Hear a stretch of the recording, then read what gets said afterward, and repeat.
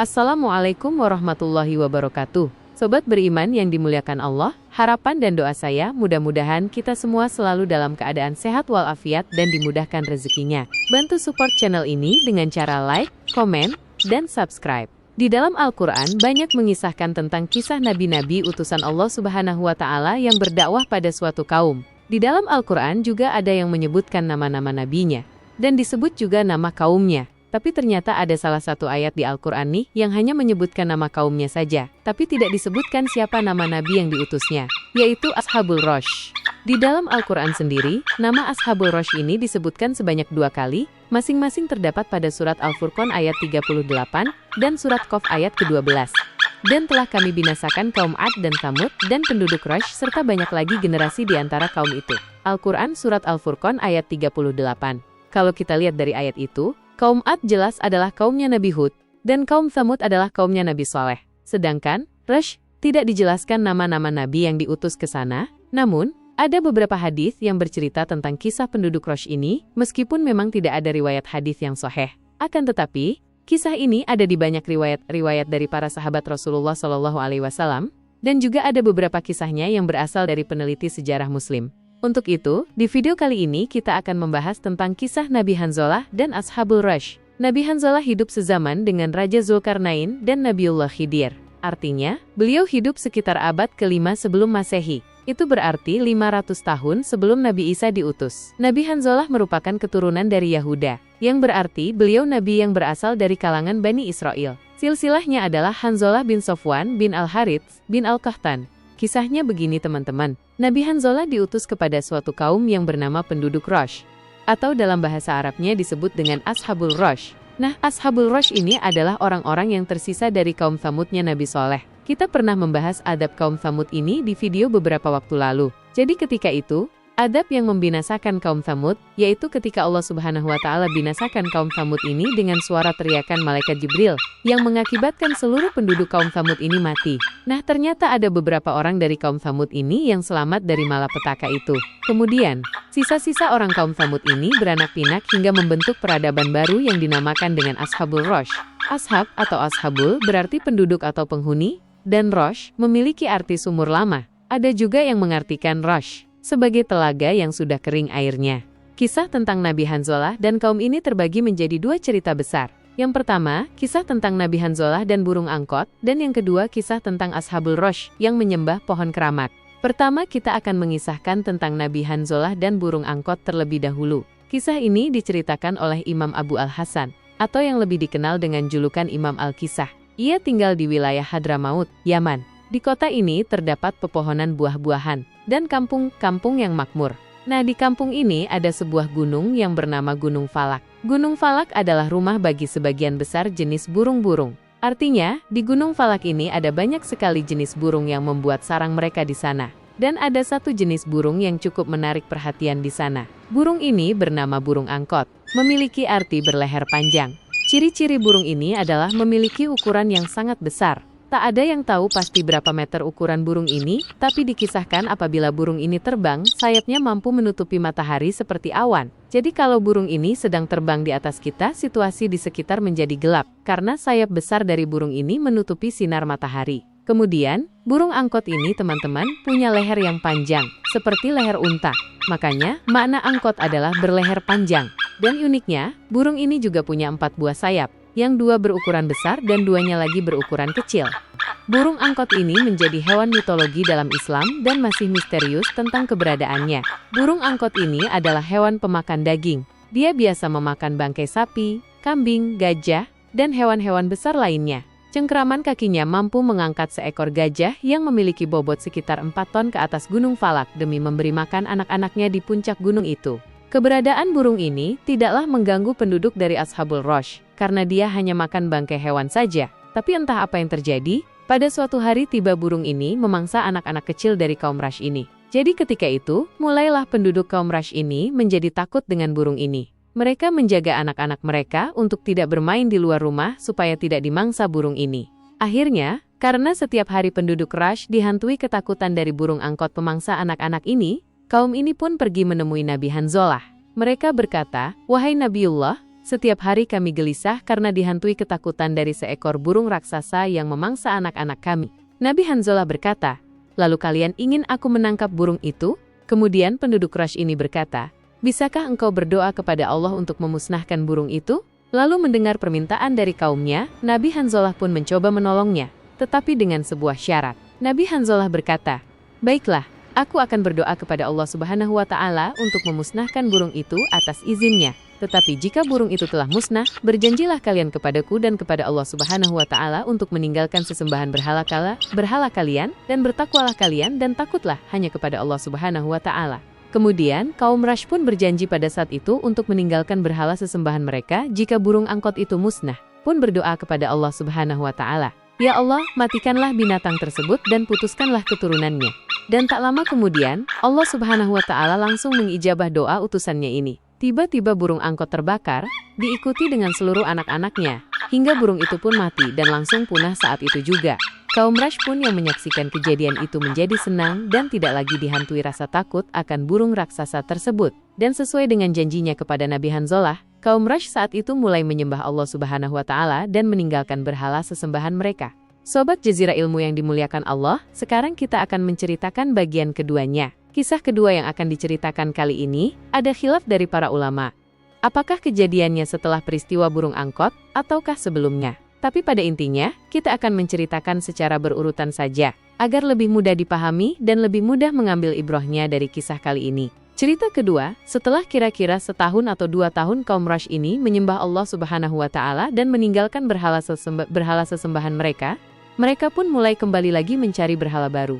Kalau bahasa modernnya, kaum ini kembali ke setelan pabrik. Awalnya, kaum ini kan menyembah patung-patung dan api, atau matahari. Saat itu mereka punya berhala baru. Berhala mereka ini adalah sebuah pohon besar tua yang ada di perkampungan mereka. Pohon ini bernama pohon Sanaubar, atau dalam bahasa lain Syahdira, yang memiliki arti raja pohon. Pohon ini teman-teman sejenis dengan pohon pinus yang di bawah pohon ini terdapat seperti mata air yang memancar seolah-olah air itu dihasilkan dari pohon ini. Kemudian mereka menyangka bahwa pusat dari pohon Sanaubar yang terdapat mata air yang mengalir itu adalah sumber kehidupan Tuhan yang turun ke muka bumi. Alasan kenapa mereka menyembah pohon ini adalah karena yang menanam pohon Sanaubar ini bukan orang sembarangan. Yang menanam adalah Yafid bin Nuh, yang merupakan salah satu dari 3 anak Nabi Nuh alaihissalam. Dikisahkan, pohon Sanaubar ini ditanam Yafid ketika mereka turun dari kapal atau bahtera Nabi Nuh alaihissalam pasca banjir bandang yang membinasakan seluruh kehidupan. Selain itu, kaum Quraisy juga memberikan larangan-larangan terkait pohon yang dikeramatkan ini. Nah, karena ada aliran air seperti sungai kecil yang terlihat seperti bermuara dari pohon besar ini, ketika itu diadakan larangan bahwasanya penduduk beserta hewan ternak dilarang minum atau mengambil air dari sungai itu. Jika ketahuan ada yang melakukannya, maka hukumannya harus dibunuh. Karena kaum Quraisy meyakini bahwa pohon tersebut merupakan hayat al-ilahiyat, atau yang memiliki arti kehidupan ketuhanan, sehingga diberikan larangan kepada siapapun untuk tidak mengganggu dan mengambil manfaat dari pohon keramat itu. Teman-teman, keseimbangan, sebulan sekali kaum Quraisy ini membuat semacam hari besar, atau perayaan mereka. Jadi pada hari itu, mereka keluar menuju pohon ini dengan membawa hewan-hewan yang telah disembelih, dan membakarnya di depan pohon Sanaubar itu. Kemudian, ketika asap bakaran itu sudah membumbung tinggi di langit, mereka mulai bersujud kepada pohon itu, lalu mereka menangis dan membuat permohonan-permohonan, hingga pohon ini pun mengeluarkan suara yang menjawab langsung doa dari kaum ini. Padahal mereka sebenarnya tak sadar sedang dibohongi oleh syaitan. Karena hakikatnya, suara yang mereka dengar itu bukanlah berasal dari pohon besar ini, melainkan syaitanlah yang berbicara kepada mereka dari balik pohon Sanaubar ini. Pohon besar Sanaubar ini disembah oleh kaum Roshi yang terbagi menjadi 12 desa. Desa itu bernama Oban, Ozan, Bahman, Isfan, Parwadin, Ordi, Basit, Hordat, Murdat, Tir, dan Syahrir. Nama-nama desa kaum Roshi itu yang kemudian dijadikan nama-nama bulan dalam sistem penanggalan bangsa Ajami atau bangsa Persia. Nah, karena ke-12 desa ini sering berkumpul di pohon besar Sanaubar itu, akhirnya mereka pun berinisiatif untuk menanam pohon Sanaubar dengan jenis yang sama di desa mereka masing-masing. Akhirnya, masing-masing desa bisa menyembah pohon mereka masing-masing. Lalu Nabi Hanzalah yang melihat kaumnya telah murtad lagi, beliau pun pergi mendatangi mereka dan mengingatkan tentang janji mereka, dan mendakwahi mereka semua untuk kembali menyembah Allah sebagai Tuhan pencipta segala. Tapi ketika itu, kaum Quraisy ini tak mau mendengar peringatan dari Nabi mereka, dan bahkan mereka menganggap keberadaan Nabi Hanzalah di tengah-tengah mereka hanya bersifat mengganggu kekhusyukan mereka dalam menyembah pohon Sanaubar itu. Akhirnya, karena mengetahui kaumnya tak mau mendengar seruan yang disampaikan, Nabi Hanzalah pada suatu hari berdoa kepada Allah Subhanahu wa Ta'ala untuk membuat layu pohon sanaubar yang disembah oleh kaumnya tersebut. Allah Subhanahu wa Ta'ala pun dengan cepat mengabulkan doa dari Nabi Hanzalah. Hingga pada suatu hari, perlahan-lahan semua pohon sanaubar mulai layu daunnya dan lambat laun seluruh pohon-pohon tersebut mati. Sobat beriman yang dimuliakan Allah, ketika mengetahui pohon berhala yang mereka sembah mati, orang-orang kaum Ros ini mulai menjadi marah. Mereka berkata, ini pasti ulah dari Hanzalah. Dia pasti mendoakan supaya pohon ini mati. Lalu beberapa orang kaum mulai bermusyawarah. Mereka menyusun rencana pembunuhan kepada Nabi Hanzalah. Tapi mereka ingin Nabi Hanzalah mati dengan cara perlahan. Artinya, mereka ketika itu tak ingin langsung membunuh Nabi Hanzalah. Mereka mau Nabi Hanzalah ini mati dalam keadaan tersiksa. Nah, karena arti dari Ros adalah sumur lama, makanya di daerah tersebut ada banyak sumur yang telah kering. Mereka pun berniat memasukkan Nabi Hanzalah ke dalam sumur kering tersebut. Maka pada suatu hari, ditangkaplah Nabi Hanzalah oleh orang-orang ini. Kemudian beliau diseret dan dimasukkan ke dalam salah satu sumur kering tersebut. Kemudian di atas sumur tersebut ditutup dengan sebuah batu besar dan hanya menyisakan sedikit lubang saja sebagai udara dan pencahayaan di siang hari. Orang-orang dari kaum Ros berharap supaya Nabi Hanzalah mati kelaparan di bawah sana. Tapi ternyata Allah Subhanahu wa Ta'ala memberikan pertolongannya di waktu yang tepat. Dari sekian banyak penduduk Ros yang didakwahi Nabi Hanzalah, ternyata hanya ada satu orang saja yang menerima dakwahnya. Dia adalah seorang laki-laki yang berasal dari kalangan budak berkulit hitam. Ketika Nabi Hanzalah diseret dan dimasukkan ke dalam sumur, rupanya dari kejauhan budak hitam ini secara diam-diam menyaksikannya. Mengetahui bahwa nabinya dimasukkan ke dalam sumur, budak ini pun berinisiatif untuk memberi makannya setiap hari supaya nabinya tetap hidup di bawah tanah. Jadi teman-teman, karena budak hitam ini miskin dan tak punya uang untuk membeli makanan supaya diberikan kepada Nabi Hanzalah, maka budak ini pun mencari kayu bakar di hutan dan dijualnya di pasar. Kemudian setelah dia mendapatkan uang, dia pun membelikannya makanan lalu membawa makanan tersebut ke lubang itu dan diberikan kepada nabinya. Hal ini terus budak hitam ini lakukan setiap hari agar nabinya tak mati kelaparan. Sekian lama dia melakukan hal seperti itu, hingga pada suatu hari ketika budak ini hendak mencari kayu bakar di hutan, dia pun merasa kelelahan. Dia ingin tidur sebentar, maka budak ini berbaring, dan mulailah ia tidur. Di dalam sebuah riwayat, Allah Subhanahu wa Ta'ala buat budak hitam ini tidur selama 14 tahun lamanya. Ketika budak ini terbangun dari tidurnya, dia merasa ketika itu dia hanya tidur setengah hari saja. Kemudian dia meneruskan mencari kayu bakar. Maka kemudian dia ke pasar, dijuallah kayu bakar itu dan dibelikan makanan seperti biasa. Makanan itu langsung dia antar ke sumur Nabi Hanzalah. Ketika sudah mau sampai sumur, budak ini bingung karena ternyata sumur tempat Nabi Hanzalah dikurung tidak ada. Dan kondisi daerah sekitar situ semuanya sudah berubah. Nah, untuk kisah akhir dari Ashabul Rus ini, terdapat dua pendapat. Yang pertama, ketika si budak tidur selama 14 tahun, saat itu kaum ini sedang mengadakan ritual di pohon keramat itu. Lalu mereka pun tiba-tiba semuanya terdiam dan beramai-ramai melihat ke arah langit. Karena saat itu tiba langit berubah menjadi gelap. Saat itu pula keluar lahar panas dari dalam tanah. Kemudian di langit pun tiba ada banyak sekali bola-bola api yang menghantam seluruh orang-orang di kaum ini. Allah Subhanahu wa Ta'ala adab mereka dengan adab yang luar biasa ketika mereka mendustakan nabinya. Akhirnya kemudian tak ada lagi yang tersisa kecuali Allah Subhanahu wa Ta'ala binasakan.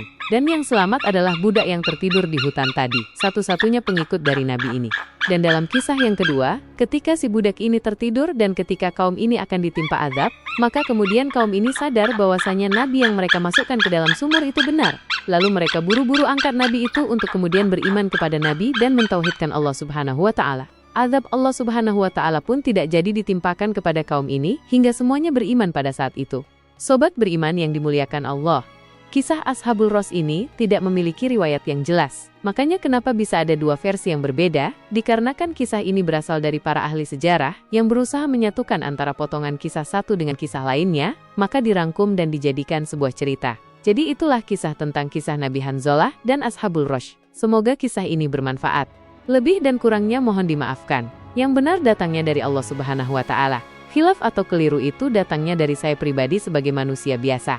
Sampai ketemu di kisah-kisah seru yang penuh makna selanjutnya. Saya akhiri, wassalamualaikum warahmatullahi wabarakatuh.